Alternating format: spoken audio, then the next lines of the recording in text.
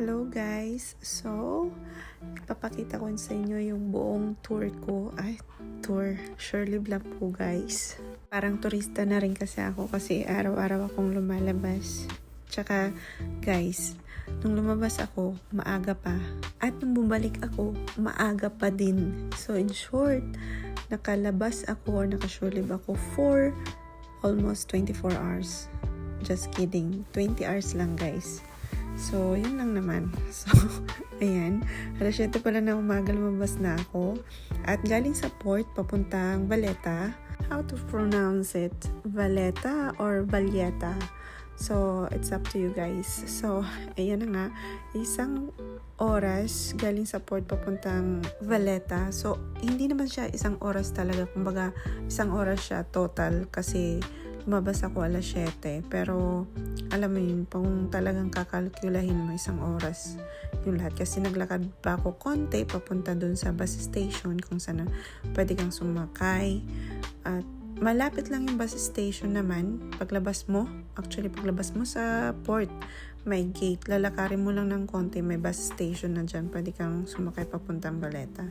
At ito na nga guys, yun, may MSC Barco na dito na cruise ship. Ang laki. Kaya ang daming tourist talaga kasi isa sa mga ng Malta is tourism.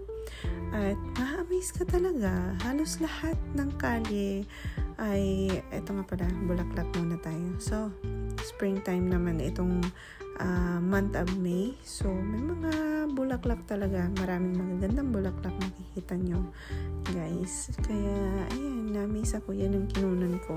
Anyway, na-amaze talaga ako. Although yung Malta is a very small country, ang daming tourist dito. So, I think yun ang pinaka-main nila dito.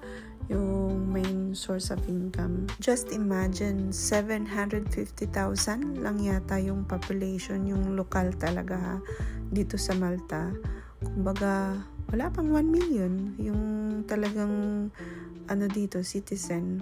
So, the rest, mga nagtatrabaho galing sa Philippines, India, Myanmar, or Sri Lanka, ganon. Galing yung mga trabahante dito. Kumbaga, yung mga mostly na nagtatrabaho sa mga shop, or sa restaurant, or sa hotel. Galing dun sa mga country na yan na binanggit ko. So, ang daming Filipino dito, guys. So, everywhere, makakarinig kayo ng nagtatagalog, nagbibisaya, nagkukwentuhan. So, alam mo na Filipino sila. So, aside from that, nagandahan ako sa Malta in a way na na-preserve nila yung klase ng architecture na meron nung unang panahon.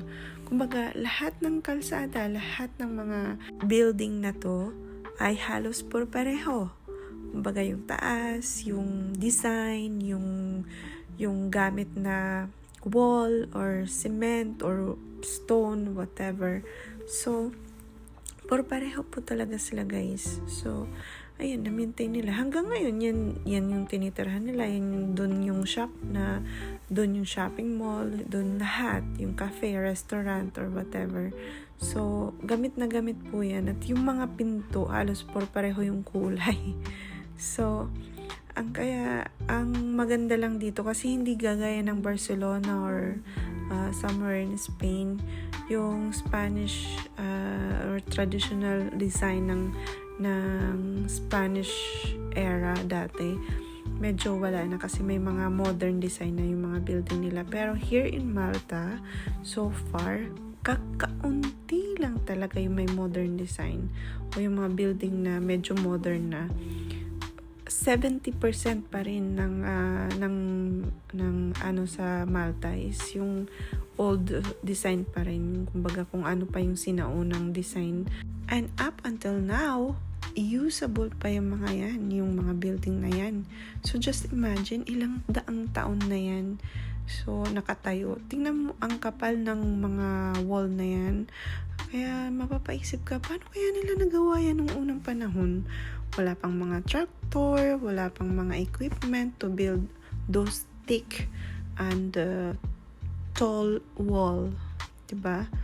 Baga, So, nung unang panahon, yung uso pa yung mga giyera-giyera from World War I and II, and even before that, nung Spanish era pa yung mga actually, doon nagsimula yung history ng Malta. Kasi parang regalo lang siya ng Spanish king sa ewan ko anong tawag doon, pero parang knight sila sa sa Spain. So dinevelop nila itong lugar na to at yun na nga, marami rin silang pinagdaan kasi hinawakan din sila ng matagal ng British. Hinawakan sila ng syempre under Spanish at naging nasakop din sila ng Arab or Muslim. So ayun, kaya mix of everything na po siya. At alam nyo ba guys, na yung ibang scene dito film, yung ibang scene ng Game of Thrones dito sa Malta. So, you can search online ano yung mga scene ni Daenerys dito, ano yung mga scene na ginanap dito sa Malta. At makikita mo talaga sila dito.